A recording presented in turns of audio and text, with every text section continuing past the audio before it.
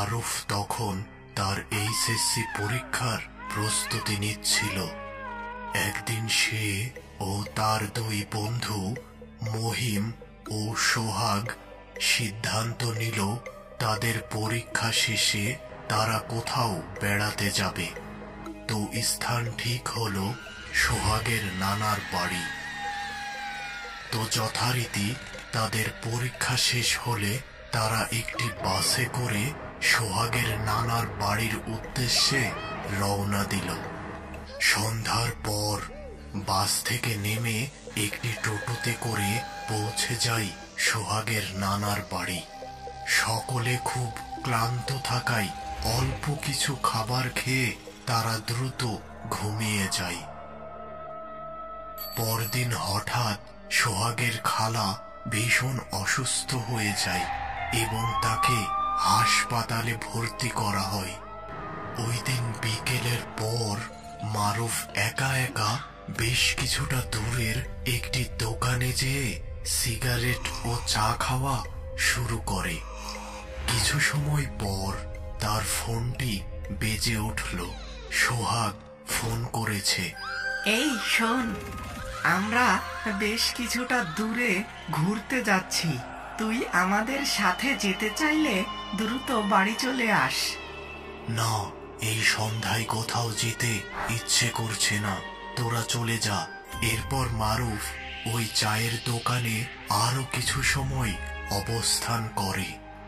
এরপর সে অন্ধকারে বাড়ির দিকে একা একা রওনা দেয়। বেশ কিছু সময় হাঁটার পর সে বাড়ি পৌঁছে যায়, কিন্তু বাড়ির অবস্থা দেখে সে বেশ অবাক হয়।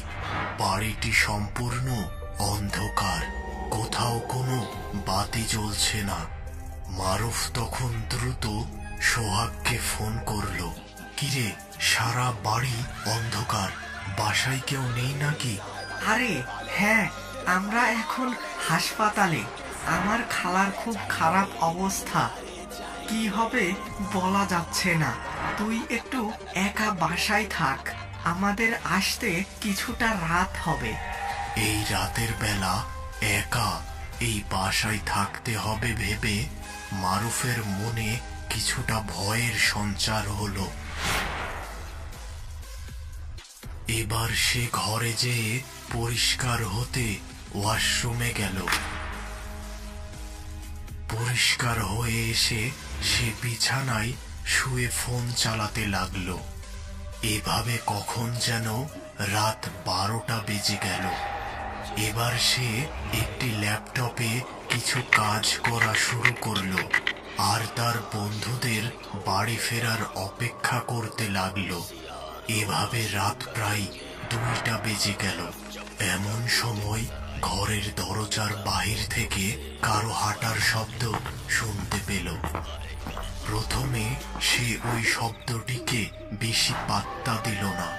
এবার বাহিরে দৌড়াদৌড়ির শব্দ শুনতে পেল, আর সাথে সাথে তার মনে পড়ল সে এই বাসায় একেবারে একা।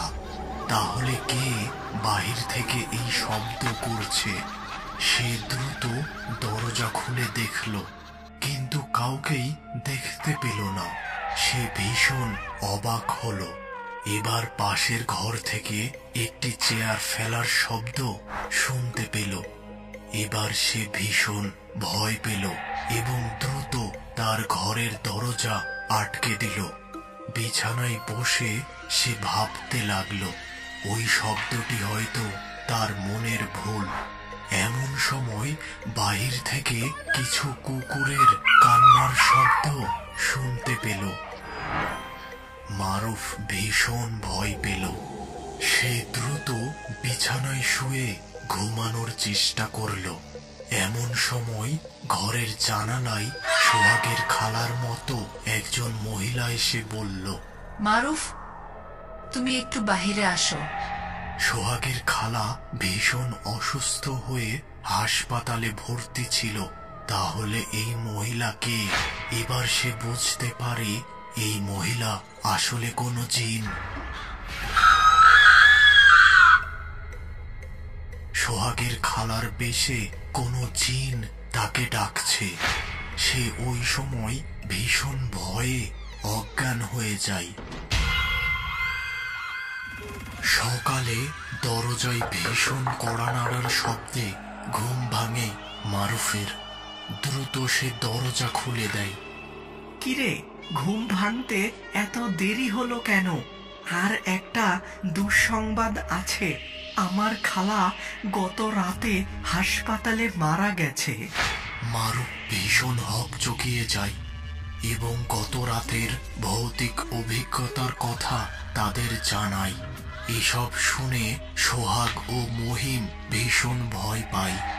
এবার তারা সামান্য কিছু সকালের নাস্তা করে সোহাগের মৃত খালার বাড়ির উদ্দেশ্যে রওনা দিল। খালার বাড়ি পৌঁছে তারা যে কথা শুনল তাতে তারা বেশ অবাক হলো। হাসপাতাল থেকে খালার মৃতদেহ এনে একটি ঘরে রাখা হয়েছিল।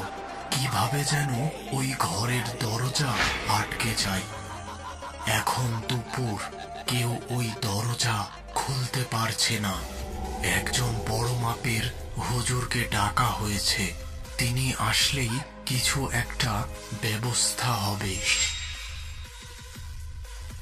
এসব কিছু জেনে মারুফ ভীষণ ভয় পেয়ে যায় এবং সে সিদ্ধান্ত নেয় যত দ্রুত সম্ভব এখান থেকে নিজ বাড়ি পৌঁছাতেই হবে। বেশ কিছু সময় পর একজন হুজুর আসলেন এবং তিনি ওই লাশ রাখার ঘরের দরজার সামনে যেয়ে চোখ বন্ধ করে কিছু পাঠ করলেন এবং দরজা উদ্দেশ্য করে ফু দিলেন। এবার দরজায় হাত দিয়ে ধাক্কা দিতেই দরজা খুলে গেল। এই লাশ আর গোসল করানোর দরকার নেই। যত দ্রুত সম্ভব জানাজার নামাজ পড়িয়ে এর কবর দেওয়ার ব্যবস্থা করো। এবার হুজুরের কথা মতো দ্রুত লাশের দাফন কাফনের ব্যবস্থা করা হলো। এবার হুজুরকে মারুফ গত রাতের ভৌতিক ব্যাপারটা জানালো। তিনি সবকিছু শুনে বললেন, আমি বুঝতে পেরেছি সব। ওই লাশটিকে সারা রাত ওইখানে রেখে দেওয়া উচিত হয়নি। এমনিতেই এই মহিলা হয়তো কোনো খারাপ কাজে জড়িত ছিল, তাই দুষ্টু জিনেরা তার রূপ ধরে মারুফের ঘরে যায়। আর মারুফকে ওই বাড়ি হতে জিনেরা হয়তো তাড়াতে চেয়েছিল। এমনিতেও একটা লাশকে অনেকক্ষণ রাখলে খারাপ জিনেরা ওই লাশকে নিয়ে যেতে চায়। তোমার ভাগ্য ভালো যে তোমার কোনো ক্ষতি করতে পারেনি। ওই দিন রাতে মারুফ আর ওই বাসায় থাকেনি। সে একটি হোটেলে ছিল এবং পরদিন সে তার বাসায় চলে আসে। আর এরপর থেকে জীবনে আর কখনো মারুফ ওই সোহাগের নানির বাড়ি যায়নি।